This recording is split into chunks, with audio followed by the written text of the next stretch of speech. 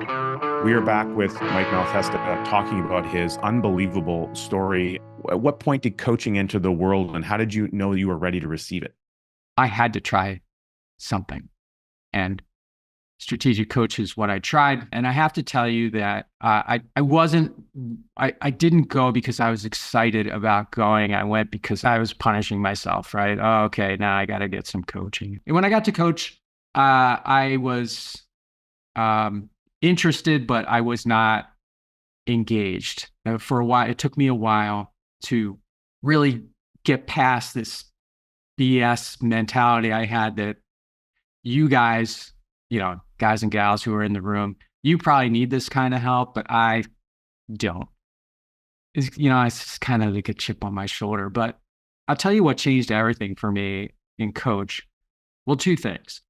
One, Dan Sullivan I consider him the creator of strategic coach. He and his wife, I guess, technically created it, but there wouldn't be a strategic coach without his ideas. I mean, that's just the way it is. And this isn't even something that he teaches in the program, but I was listening to a CD, like you would go to the things and you would get a book after, and this is how long ago it was, there were CDs in there, right? And I would pop the CD in my car on the way home and I would listen to it. And that's where I was getting a lot of value. And Dan was telling a story about, it doesn't even matter what it was about, but he said these 5 words.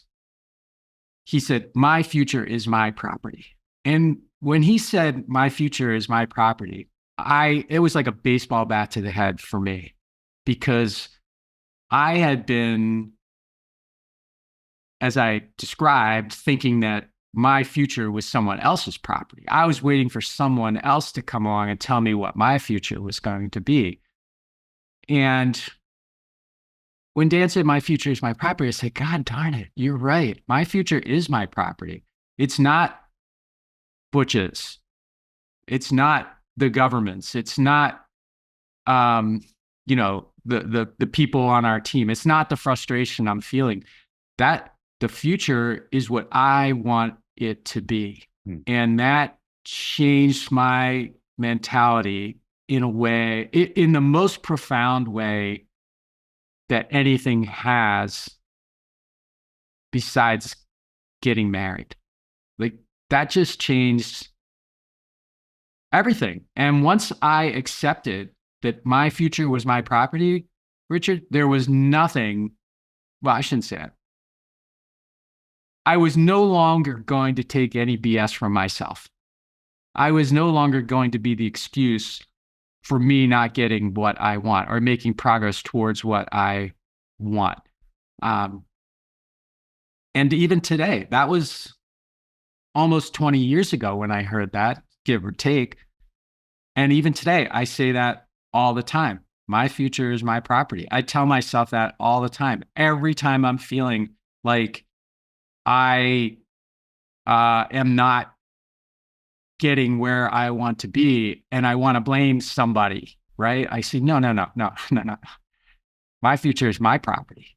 So I know that has made me very powerful. And I think that it would make anybody, if you believe that about yourself, if you believe that your future is your property, then all of the things, the election and all this climate change and everything that some people want to put in front of their future as an obstacle, it just goes away.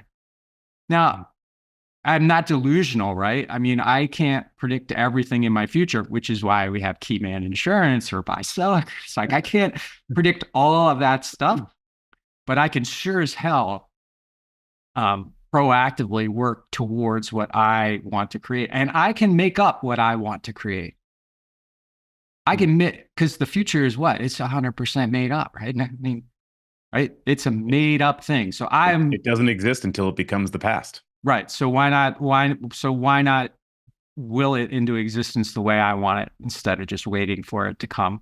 It sounds to me like those 5 words were one of the greatest innovations that occurred to you in your human existence. And I'm suspect, and I could be wrong, but maybe you'll let me know, you've been able to take what you learned from Dan Sullivan in that moment on that CD, and you've been able to start sparking that in other people around you, the people on your team, the people in different businesses. You sold a few businesses. You now help people put their business in a position to be sold. You teach about creating a dream exit Yeah. for people who are going through that entrepreneurial journey, something you yourself have done a few times.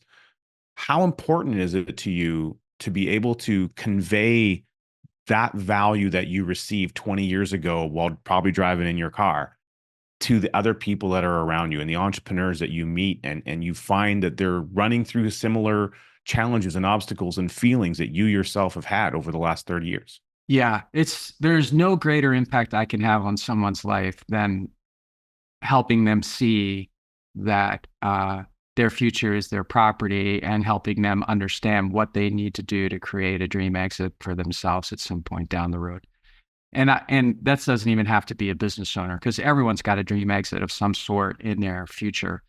I just happen to focus on entrepreneurs and business owners, but the thinking and the mentality is all the same. What do you want?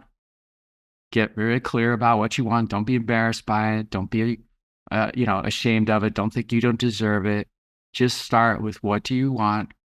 And then, where are you? Right? There's always a gut check. Where are you? How, all progress starts with the truth is another Sullivanism, or at least he says it a lot. I don't know if he came up with it, but all progress starts with the truth. So what do you want? That's future state. Where are you today? All progress starts with the truth. So let's just get real about where we are today. And then let's start a plan to fill the gap. Right? And if you really believe that what you want is yours, then we can help you get there. Simple as that. And so, yeah, and I use that all the time. And whenever someone is challenged with how to the next step towards getting there, there's like one of two things you do. Either one, okay, the next step is too big, break it down into a smaller step. Let's just figure out something that we can do today. We take a little step towards that. Or we say to ourselves, again, making things up, what if achieving that next step was the only thing that we could possibly do today? How would we do it?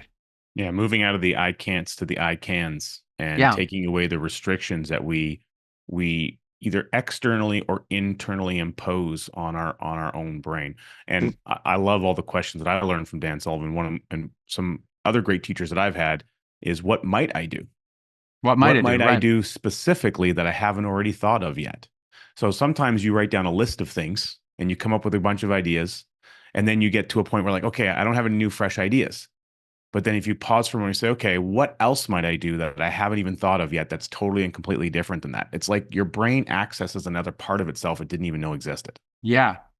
And I like too putting, doing a, if getting it done was, if getting it done was the only option, there were no other options. Getting to that next step done was the only option. What would you do? You're clearly going to come up with something, right? Like with what might you do? You might come up with 5 things. But yeah, that's how I like to, that's how I like to think through things. And I'm curious, when because you're working now in the work that you're doing today, you're really focusing on helping entrepreneurs who are in a position where they've got a successful but profitable business. They may not need or want to sell yet, but they know at some future point in time they want to be ready for it. They're getting into a proactive state versus a reactive state. And I know for you, that when you sold your first business, did you have an intention to sell, or is it something that just sort of materialized for you? Not having the intention at the time that it materialized is only one part of the equation. The other part of the equation is, were you ready to have something materialize when it did? And the answer to that is yes. The answer, unfortunately, for too many business owners is no. So when the opportunity materializes, they're not ready for it. And so more times than not, that leads to them getting an exit, perhaps, but not a dream exit. And I make a distinction between those two things.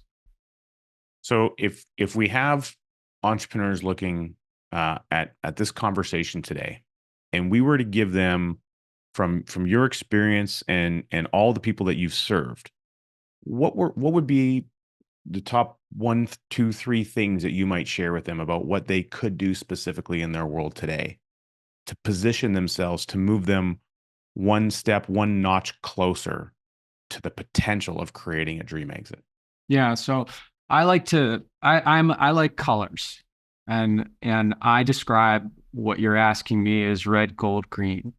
So red is where we are today. That's the reality check. Like, probably if you're like most business owners, you're doing nothing about this type of planning. Gold is this, what do you want? Gold is what do you want, right? That's the future. That's taking someone into the future, right? And trying to get really clear about what you want. And then green is taking that first step toward the goal, right? So getting off of the red line, taking that first step toward. And that's what I tell everybody in order to get started, because it's amazing to me, Richard, how many people will come to you and say, out of frustration, or they're tired, or their age, or whatever, they say, I want to sell now. You say, okay, well, what do you want? And they go, I don't know. I just want to sell. It's kind of hard to hit a target if the target doesn't exist. That's right. Yeah. Good point. Yeah. That's a good way to put it. You can't run a business without having a life. And often you can't have a life without coming up with an idea or a way to run a business. So these things overlap. And what you've shared with us is a lot about not only the strife that can exist, but the power to overcome, and the fact that you can use not just tools, but resources, the resources of other people, coaches, individuals in your life, inspiration that you can tap into. Hopefully, our listeners have been able to get some of that inspiration from you today. And I'm so grateful for having you on the program. Thanks for joining us. And for our viewers, please tune in to next week's incredible episode on Innovate and Overcome.